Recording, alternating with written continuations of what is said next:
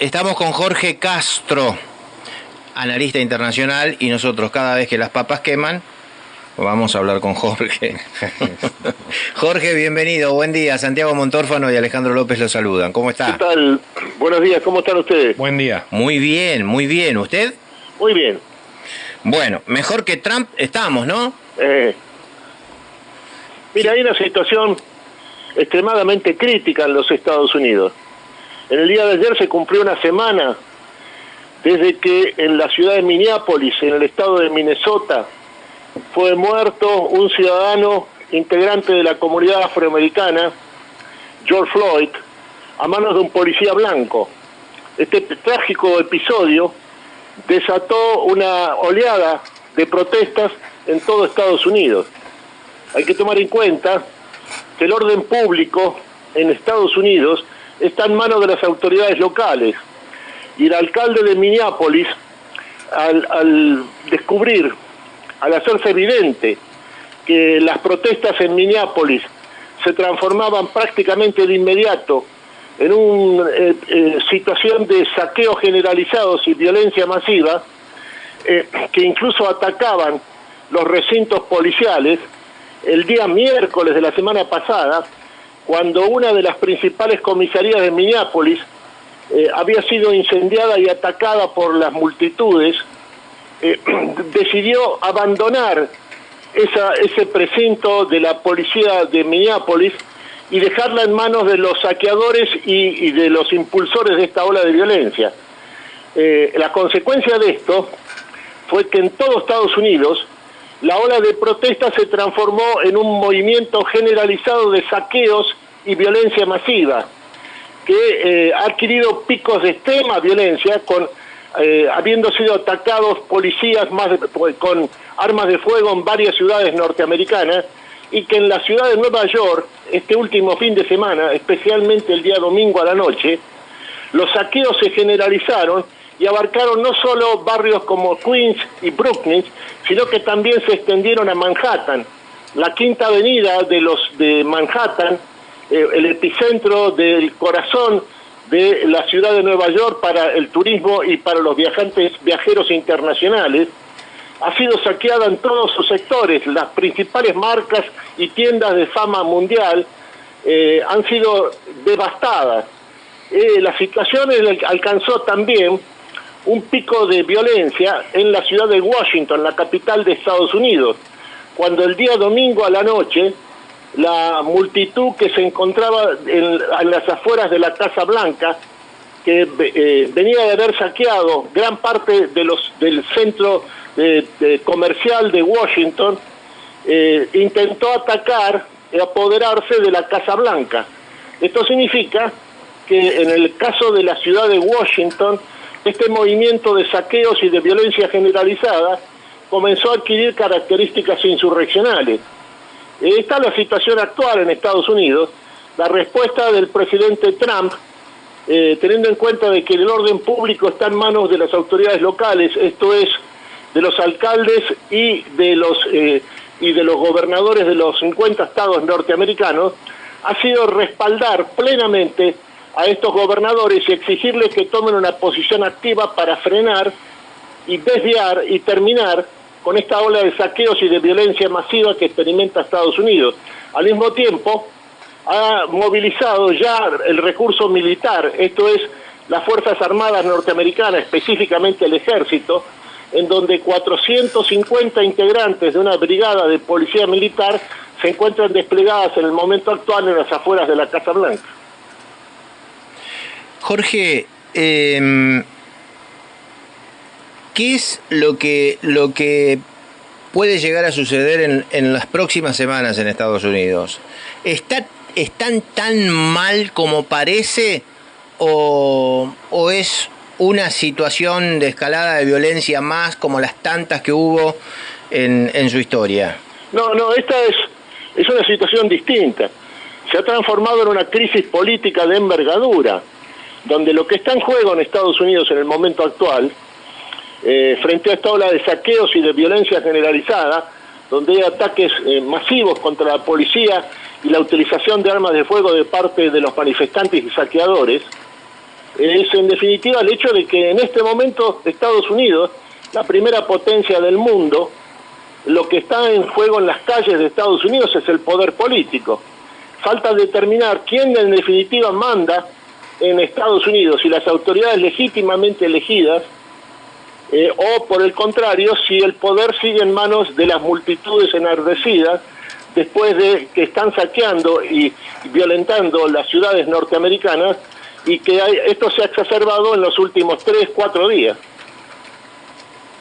¿Qué opinión le merece a usted este presidente que sale a los jardines de la Casa Blanca, Biblia en mano?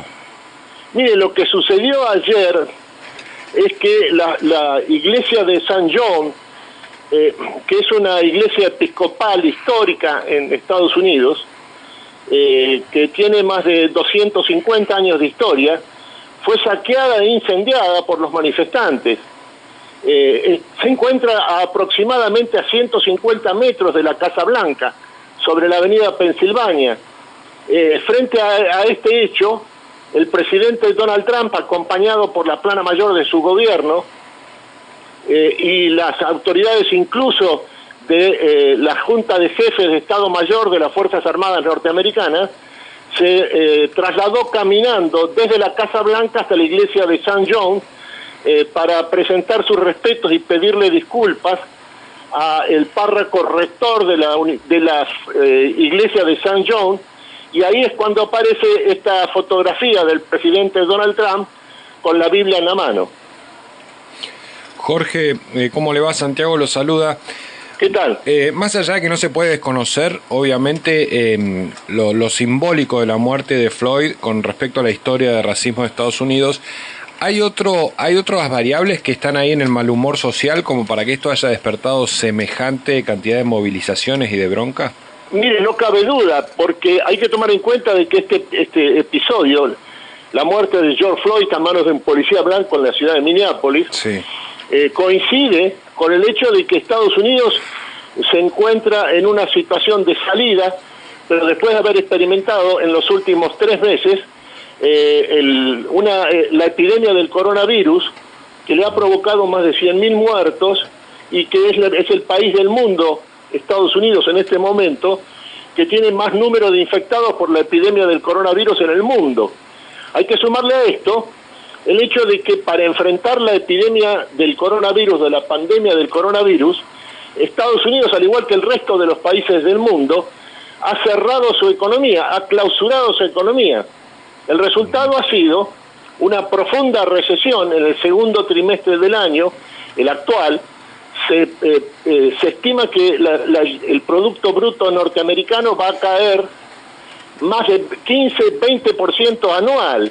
Es una situación económica de extrema crisis, como no hay otra igual en la historia de Estados Unidos desde la década del 30. Hay que sumarle a esto el hecho de que la consecuencia de esta clausura de la economía norteamericana en los últimos 3 meses, lo que ha provocado es un nivel de desocupación donde en solo 5 semanas la desocupación de Estados Unidos, que era de 3.5%, la más baja de los últimos 60 años, ya ha llegado a un nivel de 42 millones de personas desocupados. Uh-huh. Esto es más de 25% de la fuerza de trabajo. En estas condiciones es que ha estallado esta crisis, que se ha transformado ahora en una crisis política, donde está en juego el poder político de Estados Unidos, ocasionada por la trágica muerte de George Floyd en la ciudad de Minneapolis. Jorge, ¿cómo puede influir esto en el proceso electoral que se está llevando adelante este año, que llega a noviembre para elegir nuevo presidente? Mire, Estados Unidos ya está sumergido en el proceso electoral presidencial, claro, que va a tener lugar el 3 de noviembre de este año. Uh-huh. Las condiciones de la situación norteamericana en el momento actual, esta coincidencia del coronavirus, la crisis económica y ahora la crisis política ocasionada por la muerte de George Floyd a manos de un policía blanco en Minneapolis, transforman las próximas elecciones en un referéndum sobre el gobierno y la personalidad del presidente Donald Trump, y por lo tanto lo que la opinión pública norteamericana decida sobre este punto es lo que va a decidir el resultado electoral. ¿Y tiene chances Trump de repetir? Sí, claramente. Uh-huh. Trump tiene en este momento una diferencia de más de 5 o 6 puntos respecto a Joe Biden, el candidato, ya el seguro candidato demócrata, en los sectores decisivos del voto electoral, del sistema electoral y político norteamericano, que son los 4 grandes estados industrializados del Medio Oeste, Pensilvania, Ohio, Michigan, Wisconsin, y también tiene una mayoría amplia en 2 de los 4 grandes estados norteamericanos, que son Texas y Florida. Jorge, ¿cómo incide o cómo va a incidir la política? ¿Perdón? ¿Cómo va a incidir la política exterior norteamericana en el resto del continente, teniendo en cuenta este análisis que nos hace usted, ¿no? De que Trump ha cerrado las fronteras, ¿no? Está como diciendo, bueno, primero nosotros nos vamos a ocupar de ordenarnos nosotros y después vamos a ver cómo vamos hacia afuera. ¿Cómo va a repercutir esta decisión de Trump en el caso de ser reelecto, no? Mire, no sabría decirlo. La situación actual es la siguiente. Estados Unidos, en los últimos 3 años y medio, se ha vuelto a recuperar y se ha transformado nuevamente en la mayor economía del mundo de lejos. Al mismo tiempo, su poder militar es el más amplio, el más profundo de la historia norteamericana, incluso superior al de la Segunda Guerra Mundial. En este sentido es que hay que tomar en cuenta que en un sentido estricto Estados Unidos en los últimos 4 años en el gobierno de Trump ha recuperado la supremacía estratégica del sistema mundial. Es en estas condiciones que conviene abarcar lo que significa su pregunta respecto a las alternativas de política exterior de Estados Unidos en el mundo, en donde la premisa de esta política exterior es que Estados Unidos ejerce nítidamente la supremacía mundial en los últimos 4 años. Bien. Bueno, ¿cómo? ¿Hola? Sí, ¿nos escucha Jorge? ¿Hola? Sí, ahora lo escucho. Bien. ¿Cómo estamos en este contexto nosotros con esta nueva negociación por la deuda externa? ¿Cómo nos está viendo usted, Jorge? Mire, la negociación con los acreedores externos, que se encuentra ya en su fase final, es de una extrema importancia para la Argentina. Porque hay que tomar en cuenta que la principal consecuencia del coronavirus y del cierre forzoso de la economía de todos los países del mundo al mismo tiempo, que ha sumergido el sistema mundial en una profunda recesión, ha sido una nueva revolución tecnológica de extraordinaria envergadura. Esto significa que el sistema mundial está cada vez más integrado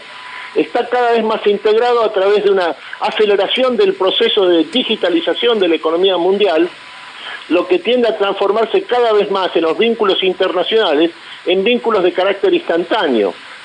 En estas condiciones, que la Argentina ingrese al default, o que sería el 9º de su historia, o que por el contrario llegue a un acuerdo con los acreedores externos, es una cuestión vital para la nación, porque de esto depende que la Argentina esté adentro o afuera del sistema mundial, en el momento en que el sistema mundial está experimentando, como consecuencia de esta crisis de extraordinaria envergadura ocasionada por el coronavirus, uno de los grandes cambios de su historia, sobre todo en el terreno tecnológico. Jorge, muchísimas gracias, un fuerte abrazo. Hasta luego, encantado. Hasta luego, Jorge Castro, analista internacional, ha pasado por La Primera Mañana.